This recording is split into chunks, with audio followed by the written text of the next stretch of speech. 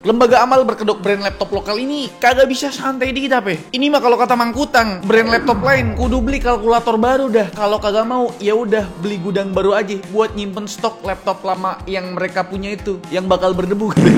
Ya gitu lah ya. Tapi siapa juga ya yang nggak tertarik sama laptop ini? 7 jutaan harganya. Udah dapat layar OLED dan bobotnya super enteng, bre. Yang Hype R5 enteng banget sekitar 940 gram. Sedangkan yang Hype R3 ini cuma sekilo kurang. Ini sih bakal cocok banget sama pelajar dan mahasiswa biar isian tasnya kagak terlalu berat.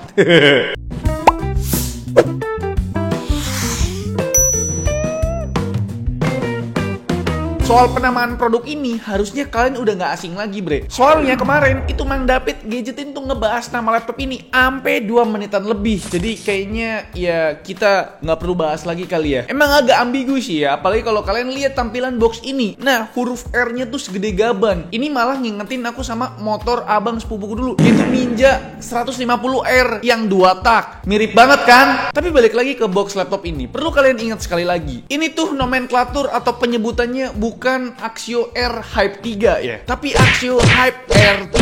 Jangan sampai salah. Balik ke nilai jual utama laptop ini, apalagi kalau bukan layar dan juga bobotnya. Soal layar dulu dah. Layarnya OLED 14 inci. Itu punya resolusi Full HD Plus 60Hz refresh rate dengan aspek rasio di 16:10. Bezelnya udah super tipis dan engselnya bisa dibuka rata dan bisa dibuka satu jari begini, bre. Jadi bodinya tuh nggak ngangkat ya. Buat data colornya jelas istimewa. Cover gemut fiturnya bahkan perfect di 100%. Angka minimum brightness-nya juga super redup khas panel OLED. Cuma buat maksimal brightness-nya masih so-so aja gitu. Terus angka rasio kontras dan white point-nya juga nggak mengecewakan. Terakhir buat akurasi warnanya udah super akurat di 0,6 delta E. Tapi nih ya, aku tuh ada satu saran ya. Karena layarnya itu pakai panel OLED yang PR banget sama yang namanya shadow. Jadi kalian jangan lupa set screen saver-nya yang Mystify atau mau pakai left wallpaper juga terserah. Yang penting tampilan layarnya nggak statis, bre. BTW di sini tuh ada yang nggak suka panel OLED seperti Mamang yang satu ini kah? Kalau ada, komen dah. Tapi habis itu, kalian periksa mata ke BMKB dulu dah. Ya, kok BMKB sih? Lanjut ngebahas bobotnya. In this economy, aku sama sekali nggak kepikiran kalau Axio itu bakal punya laptop super enteng yang bersaing di pasaran. Bahkan ya bakal bersaing lawan Zenbook, Yoga, Swift, dan lain sebagainya ya. Berkat penggunaan material magnesium alloy dan aluminium alloy, bobot laptop ini tuh bisa dipres abis dan tentunya bikin standar baru di pasar laptop 7 jutaan. Jadi kalau brand lain pada mau bikin laptop, udah pasti bobot laptop ini bakal jadi standarnya. Kira-kira begitu. Itu pun kalau mereka punya kalkulator ya. Kalau nggak punya berarti emang nggak peduli sama market share. Dimensinya juga makin tipis, bre, nggak sampai 16 mm. Tapi soal percolokan ternyata masih cukup lengkap. Total tuh ada 4 buah USB. Tapi kebagi-bagi nih. Ada yang charging only, ada yang full function, bahkan yang di frame kanan masih ada yang USB 2.0. Alamak, kirain teknologi tahun 2000 ini sudah mulai ditinggalkan ya. Tapi soal desain, bre, tetap ya terlihat seperti laptop masa kini ya. Aman aja, kesan minimalisnya dapet banget. Tapi kalau mau lebih nice, stiker Diuri Stress ini copot aja, bre. Yang aku demen sama desainnya Hype series yang ini, mereka tetap mempertahankan heritage of power button. Ini detail kecil yang udah sering terlupakan di brand laptop lain, bre. Perihal keyboard dan touchpadnya nggak gimana-gimana amat sih ya. Yang penting keyboardnya ada backlit, surface touchpadnya juga licin, enak nih buat scroll-scroll kerjaan. Nah sekarang kita masuk ke pembahasan spesifikasinya. Laptop ini pakai prosesor yang sama dengan laptop ya Hype JKT40X Special Edition kemarin. Pakai Intel Core i3 1215U. Prosesor ini punya 6 core 8 thread dengan TDP yang super irit cuma 15 watt aja, bre. Bikin baterai life laptop ini sangat awet. Hasil tes kita, baterai kapasitas 60 watt hours ini bisa bertahan sekitar 8 jam di pengujian kita. Ini awet banget sih ya. Chargingnya sendiri tuh ya serasi sama si laptop ya. Bobot charger ini juga enteng dan ukurannya compact dengan power output up to 65 watt. Buat ngecas 80% kapasitas baterai cuma butuh waktu sekitar 1,5 jam aja. Nah, kalau buat eGPU-nya, Intel UHD grafik di sini masih bisa banget dipakai buat kegiatan produktivitas, bre. Misal nih, editing video di Premiere Pro 2025. Tapi bre, kalian harus sadar diri ya, ngedit kontennya yang resolusi Full HD Plus aja. Soalnya kalau kalian ngedit 4K, pas preview tuh lumayan juga ya loading time-nya. Sedangkan buat preview konten Full HD dengan settingan full ya jelas ya aman sentosa. Sedangkan buat render time-nya surprisingly ya masih oke loh buat render konten 4K. Tapi kalau previewnya enggak sih ya. Video durasi 1 menit bisa dirender 1 menit juga nih. Sedangkan kalau kalau konten Full HD itu bisa selesai di render dalam waktu cuma 20 detik aja. Jadi memang masih bisa nih buat editing video asalkan ngeditnya ya Full HD aja ya, jangan 4K. Hehe. Oh iya, buat RAM atau memorinya udah mantep nih. Kapasitasnya 24 GB DDR5 4800 mega transfer per second. Tapi karena memori tipenya itu LPDDR5, jadi kita nggak bisa upgrade RAM-nya, bre. Tapi menurutku 24 GB itu gede banget loh. Harganya 7 juta, RAM-nya 24 GB. Udah gila.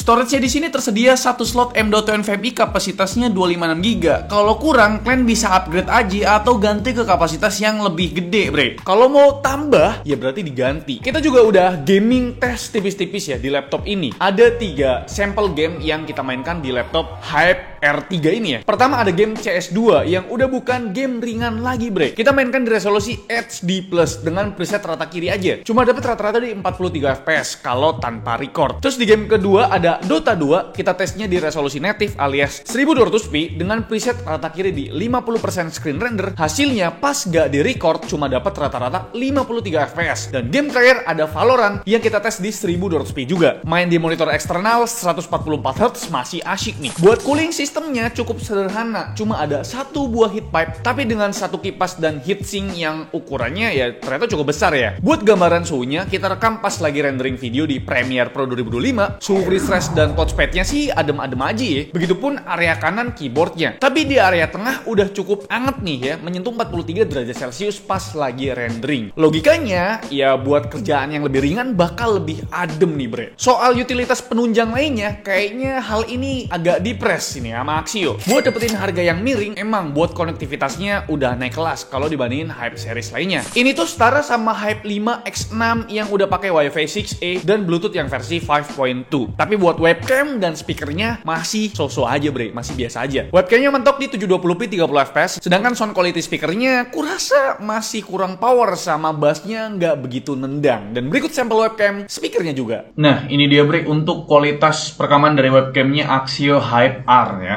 Yang mana resolusinya itu cuma 720p 30 fps. Ini kalau 1080p sih gokil sih. Tapi kalau menurutku sih ini 720p-nya memang ya begini. Ini kenapa mukaku jadi buluk begini gitu. Aduh, Axio bisa kali ini ditingkatin ya webcamnya ya. Ini muka saya buluk banget sih, Pak. Ini cahayanya cukup, biasanya kita ngetes webcam juga di sini ya. Jadi ya mungkin udah harus diperhatikan lah karena ini kan laptop buat kerja ya, buat Zoom meeting dan lain sebagainya gitu. Tapi gimana menurut kalian? Komen di bawah.